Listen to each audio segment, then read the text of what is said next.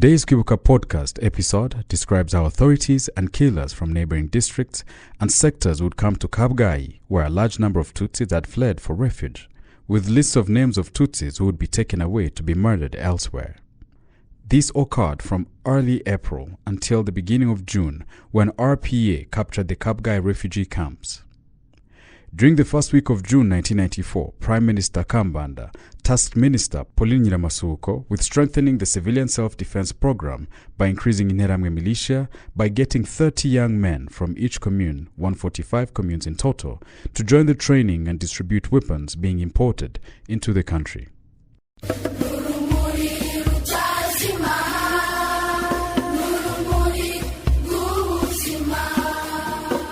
June 2nd, 1994. RPF Inkotanyi troops rescued Tutsis in Kabgayi concentration camps. The Kabgayi refugees were accommodated in the following houses of the Catholic Church: Kabgayi Primary School A, Kabgayi Primary School B, Saint Joseph Secondary School, Petit Séminaire Saint-Léon, Grand Séminaire de Kabgayi, Philosophiscam, at the St. Kagwa Center, formerly known as Trafipro, also known as CND, in the catechism schools, at a place called Mjishumba, and at the Kabgayi Hospital. Apart from Kagwa Center, CND, the Tutsi refugees were mixed with Hutu refugees from Nyakyonga in all other places. There were also soldiers living in the Kabgayi Catholic Bishop's residence. Tutsis who had found refuge in Kabgayi Cathedral were expelled under the orders of Bishop Tadense Njumva, who led Kabgayi Catholic Diocese, so that the cathedral would not be destroyed. Bishop Tadense Njumva also ordered that no Tutsis should be killed at the cathedral to avoid polluting the area. This triggered killers to take whoever they wanted to kill outside the cathedral. There are also daily masses inside the cathedral, attended by groups of killers who would kill Tutsis after attending the mass. There were so many roadblocks in the road linking Gitarama to Kabgayi, which served to stop and retain many Tutsis before they could be able to reach the Kabgayi refugee camps. The roadblocks were set up at the following locations: in Rugeramigozi, on the road to Tumbare, below the priest's cemetery of Kabgayi, at the entrance of Esi Kabgayi, École des Sciences Infirmières, in front of the Imprimerie de Kabgayi, at the entrance of Kabgayi Hospital, and on the road to Grand Séminaire de Kabgayi. The following dates were marked by severe Tutsi massacres in Kabgayi. In the early April 1994, an attack composed of government soldiers attacked École des Sciences Infirmières Esi Kabgayi, looking for the school matron called Murundi Chantal.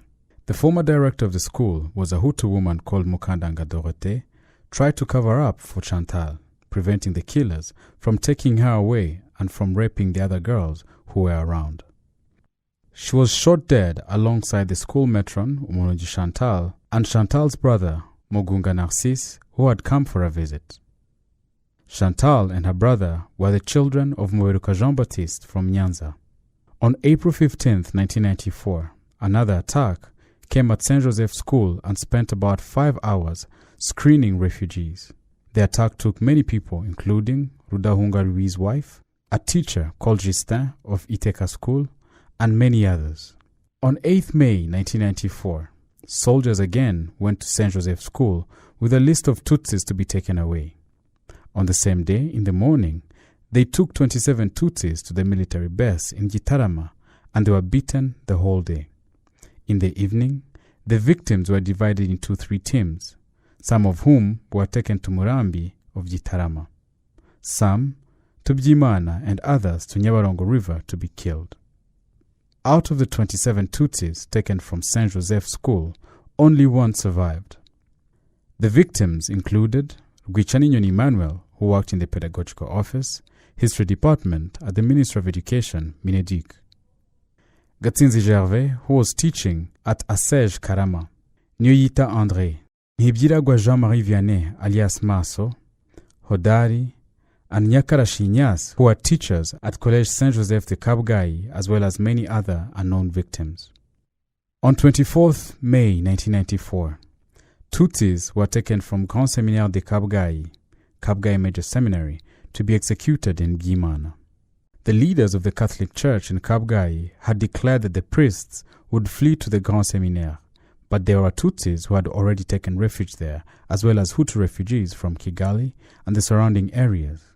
In addition, some members of Watabazi government, including Prime Minister Kambanda and Interim President Sindi Kubwabo, had rooms at the major seminary, and they often went there at night.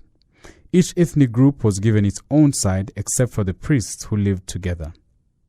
On the same day, Grand Seminaire de Kabgayi was surrounded by civilians and soldiers who arrived at 10 a.m. They took out the refugees and made them sit in the playground. There was a Hutu seminarian called Nemebahizi Adalbert who brought a list of Tutsis whom he called, and they were taken away to be killed. Nemebahizi was ordained as priest after the genocide and is now in exile in Belgium. He was sentenced in absentia to 19 years in prison by Gacaca courts. Among the priests and members of other religious orders killed, there were Jesuit brothers Murekezi Fidel, Mugabo Emmanuel, Nyanshongore Martin, and Rusezerangabo Theophile. There were also Marist brothers including Gatari Gaspard, Nyirinkindi Canisius, and Bisengimana Fabien. They also took a Benebikira nun called Benigne Nakana, Father Niwenshuti Celestin, Father Musonera Calix, and Father Nyiribakwe Vedast, who was teaching at the Grand Seminaire. They also took Kalinda Viater, who was a journalist working with Radio Rwanda. All of them were taken in the presence of Bishop Tadense Ndyumva, who had come to hold a meeting with refugees, and when he saw that the killers had surrounded the camp, he boarded a car and returned to his residence. On 29 May 1994, another attack took place at St. Joseph School. The killers had brought a bus to carry Tutsis to Nyabarongo to be killed. Among the captives were Rurangwa Alexis, who was a judge, Rwagakiga Prudence, who was a businessman in Ngororero, a woman called Mukobwa Jana Eugenie, Gasasira Vital, Mukangamije Beline, who was a staff member at St. Joseph School, Utazi Rubanda Leonard, Muchura Buhoro, who was a son of Gatabazi, Munyeshuri Jean-Marie Vianney, who was an agronomist, and many others. In May 1994, on a date not known, soldiers took Tutsis including Isidore, who was a son of Ruyenzi, Kajango Celestin, Nizeimana Jean Bosco, and many others at the former Trafipro CND to kill them. Also in the same month, an attack was carried out in Kabgayi Primary School A by killers from Mushubati who had nicknamed themselves Zulus. They came several times to attack the refugee camps in Kabgayi. One of the various attacks in Kabgayi refugee camps killed at least 6 people in the bushes below the center for the disabled children. 2 major attacks took place between May and June 1994 at the Petit Séminaire Saint-Léon at the Kabgayi Saint-Léon Minor Seminary.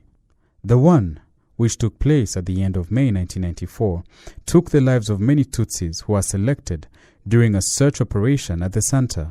They were killed in the forest of Byimana and neighboring areas. The second attack was that of the so-called Mushubati Zulus in Herahamwe, which targeted Tutsis from Mushubati who had taken refuge in Kabgayi and took them away to be executed. The attack of May 30th, 1994 crossed all Tutsi hideouts in Kabgayi, selected those who were going to be killed, and put them on buses to Ngororero to be killed. The attack was led by killers from Ngororero who claimed to have counted the bodies of the Tutsi victims and found out that some were missing and hence thought that those missing had fled to Kabgayi. That is why they were putting Tutsis from Kabgayi camps on buses to Ngororero to kill them, but most of those taken had come from elsewhere. Due to the influx of Tutsis from many parts of the country who had fled to Kabgayi, various communes authorities and killers from other prefectures went there with lists of Tutsis who had fled to Kabgayi from their communes. The killers took them to other places to be slaughtered. In some cases, Tutsis were given away by Hutu refugees who were living with them, the latter having fled to different areas liberated by the RPF Inkotanyi. Among the killers, there were gendarmes, soldiers, and some members of the Watabazi government. Apart from killings, Tutsi women and girls were being raped. Killers would often take them away and bring them back after raping them. At one point, the killers fired heavily on the CND refugee camp, killing many people. Hunger and disease caused by pollution, since water supply had been cut, also played a huge role in killing the Tutsis who had taken refuge at Kabgayi. The number of corpses around the camp increased, which caused an increase to the stench around the camp. This was unbearable for those around the camp to breathe. The killers decided to change their killing fields. They brought cars to park Tutsis, starting from those who were educated and those who looked rich. Men and young boys were also taken and killed in other locations. Tutsis from Kabgayi camps were being killed every day, making it hard to know the exact number of victims. Some of the perpetrators of the Kabgayi massacres include Sous-Préfet Rutegesha Misago Antoine. The Gacaca Court of Gitarama sector sentenced him to life imprisonment. Sous-Préfet Gatera Gaspar. Gacaca Court of Gitarama sector sentenced him to life imprisonment. Gautu Emmanuel Damarere, who was a spy. The Gacaca Court of Gihuma B sector sentenced him to 30 years in prison. Sagautu Thomas, who worked at the immigration agency. Gilbert, who represented CDR party in Gitarama town. Sergeant Major, called Karata.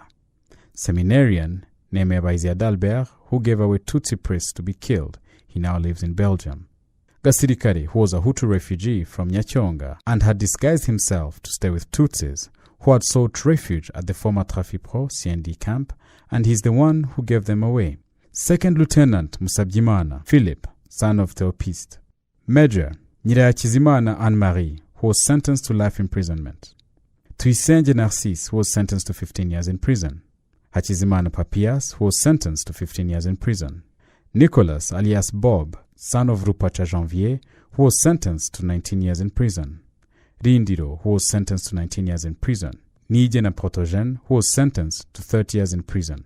They were sentenced by various Gacaca courts, including Gatikabisi Gacaca Court. Among the killers from Mushubati, who called themselves Zulus, were Saddam, Mitterrand, Basese Kaza, Twagirimana Clement, Protogen, Evod, son of Revoka, Mutabaruka Hassan, two government soldiers, Rashid and Semanyenzi Jean-Claude, Mudyemana, Timonyo Tarsis, who was a driver, government soldiers who are known by their nicknames of Shitani and Kajisho, who lived in Gitarama camp and were accompanied by civilians called Gicheri, Sanzineza Vincent, and many others. The capture of Kabgayi devastated Kambanda's government and prompted the acceleration of genocide and acquisition of more weapons to fulfill the genocide plan. Kambanda's government decided to continue the massacres of Tutsis, and cabinet meetings put a lot of effort into achieving this priority. Minister Pauline Nyiramasuhuko wrote in her diary that the government meeting of June 1, 1994 approved that the ministers would continue to monitor the execution of genocide through its program called the Autodéfense Civile across prefectures. Gitarama was to be monitored by Minister Calixte Nzabonimana. Gisenyi was assigned to two ministers, namely Augustin Girabatware and Jean Dodier Habineza. As for other prefectures, ministers in charge were supposed to monitor the program as usual. In an effort to speed up the Autodéfense Civile program, Minister Nyiramasuhuko was in charge of monitoring the program in Butare Prefecture. On May 31, 1994, Nyiramasuhuko wrote in her diary that she had held meetings in Muyaga, Rusatira, Ruhashya, and Nyabisindu communes. She did not mention those with whom she held the meetings, but highlighted that their discussion focused on the battle. She wrote in her diary that it is impossible to supply food to those who are fighting, thus they have to eat what they find. Nyiramasuhuko went on to describe how the genocide should continue: to search all households, clearing bushes everywhere, cutting down forests, buying warm jackets for people, finding machetes, strengthening the security and finding about 2,000 young people reliable for no more than 2 days and wearing dried banana leaves as a mark of people with the same determination. Nyiramasuhuko also mentioned the names of the authorities who should lead the search for youth in Butare to be added to those who are committing genocide in the communes and providing them with agreed-upon materials. Maraba Commune. The former director of Butare prison, called Munyeragwe, was in charge of recruiting 30 young men. Ruhashya Commune. 30 young men to be recruited by the prosecutor in Butare called Matthias Bushishi. Rusatira Commune, 60 young men to be recruited, and the activity to be led by Sylvain Harindinwari, the former head of investigation services in Butare. Mugusa Commune, 60 young men to be recruited, and the activity to be led by the prefect, Colonel Alphonse Neziryayo. Runyinya and Gishamvu Commune. No number had been indicated, but Nyiramasuhuko wrote that the operation would be led by Sous-Prefet Asiel Simbarikure. The intention to increase the number of Interahamwe throughout the country was widespread because, in Jean Kambanda's diary of 4th June 1994, he had written that in order to defeat the enemy, 30 young men should be recruited from each commune. Thus to say, 30 young men multiplied by 145 communes, which was equivalent to 4,350 young men. This activity was assigned to Minister Nyiramasuhuko. It was also reported that weapons imported from South Africa would arrive in Rwanda on Monday, the 7th of June, 1994, before noon. Nyiramasuhuko also wrote in her diary that more attention should be paid to Ngoma Commune, Butare, to search for people who are hiding in the forest because 3/4 of the land of the commune consisted of forests. She added that everyone should be responsible for something and that at least 5 community leaders should be appointed in each cell. She also revealed that the National University of Rwanda would like to receive firearms to prepare for autodefense civile and that the university was ready to provide funds for those guns. The intention to accelerate the genocide of Tutsis by killing those who had not yet been killed on the mentioned dates was also reflected in the diaries of Prime Minister Jean Kambanda and Augustin Girabatware, who was the Minister of Planning, and Karemera Edouard, who was the Minister of Local Administration. Kambanda and Karemera were sentenced to life imprisonment by the International Criminal Tribunal for Rwanda, and Girabatware was sentenced to 35 years in prison. On June 1st, 1994, Nyiramasuhuko wrote that a government meeting was held to discuss the progress of the war and was informed that the government forces in the 96th Battalion, based in Muvumba, had been defeated and fled to Byumba, continuing to Rwamagana, Kibungo, Bugesera, Nyanza, and many others. Nyiramasuhuko noted that the government meeting of June 1st, 1994, found that soldiers needed equipment and that they had a problem with RPF accomplices in the military, and that there was lack of adequate coordination between military and the government because some of them wanted to negotiate with the enemy on their own. Nyiramasuhuko noted that the ministers' meeting on June 1st, 1994 also discussed the purchase of firearms, ammunition, and other military equipment. She wrote that the government had provided $9 million for the purchase of weapons in Egypt. In addition, another $4,200,000 was put aside for the purchase of weapons through a Frenchman called Dominique Lemonnier, followed up by Colonel Bagosora and Lieutenant Colonel Jean Bosco and Engineer Ruhorahoza. Nyiramasuhuko further highlighted that was another $2,200,000 that had been provided for the purchase of weapons for 7 months, and that there was hope that those weapons would reach Rwanda. Delivery was guaranteed. Nyiramasuhuko also indicated that Karamira was on a mission abroad to buy weapons but that he had not yet returned. From Jean Kambanda's diary, it is clear that June 1st, 1994, government meetings decided that the Bank of Kigali should be forced to provide foreign currency to be able to buy those weapons. The issue of where the government would raise the money from was also highlighted by Girabatware in his diary, stating that, in a meeting of June 6, 1994, the government decided that the foreign currency in Sonargwa should be withdrawn and used for that purpose. In Kambanda's diary entry from the cabinet meeting held on June 4, 1994, it is written that the meeting also discussed the plan to recruit about 1,500 mercenaries to help government forces. In a meeting on June 5, 1994, Prime Minister Kambanda, the Chief of Defense Staff, and the Gendarmerie Chief agreed that, as written in Kambanda's diary entry, the mercenaries would be hired from the United States and Belgium. The meeting of June 4, 1994 also confirmed that the city of Gitarama was occupied by RPF Inkotanyi armed forces, which is why military prefect Major Ukurikiyeyezu Jean Damascene was appointed to replace Uwizeye Fidel. From the government meeting held on June 6, 1994, Jean Kambanda's diary entry indicated that a big amount of money had been spent on 2 contracts to import weapons from China. The first contract consisted of $1,600,000 US, and the other one for $2,200,000 US.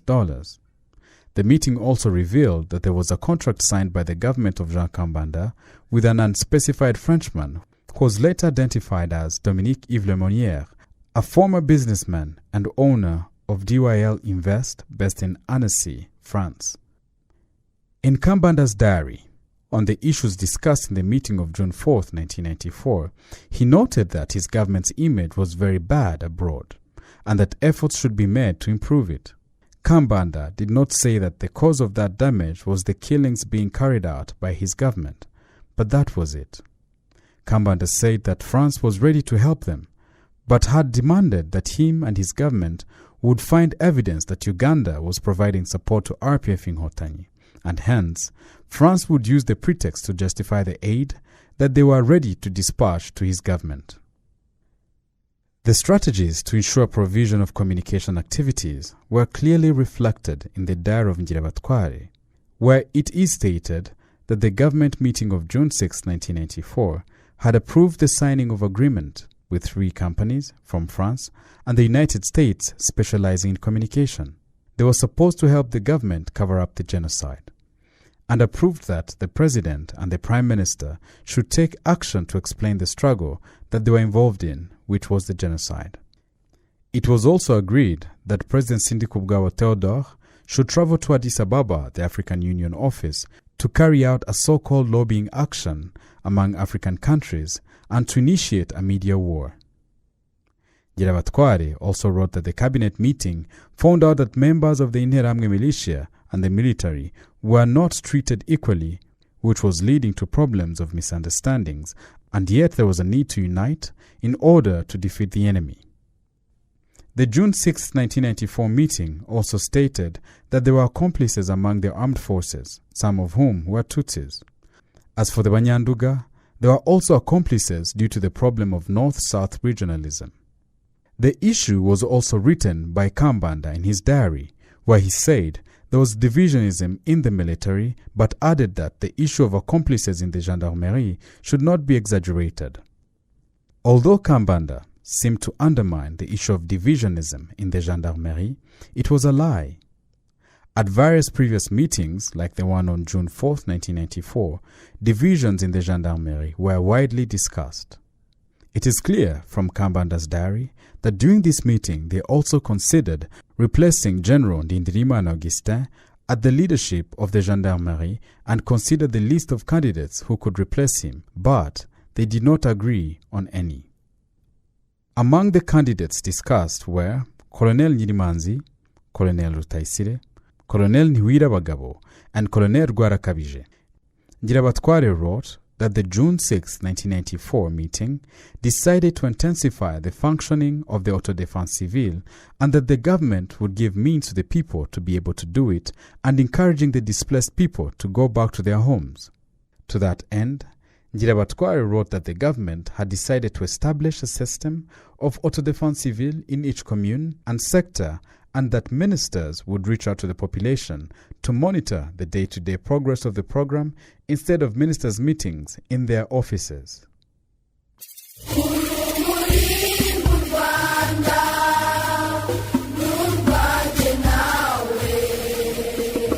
Thank you for listening to another episode of Kwibuka Podcast.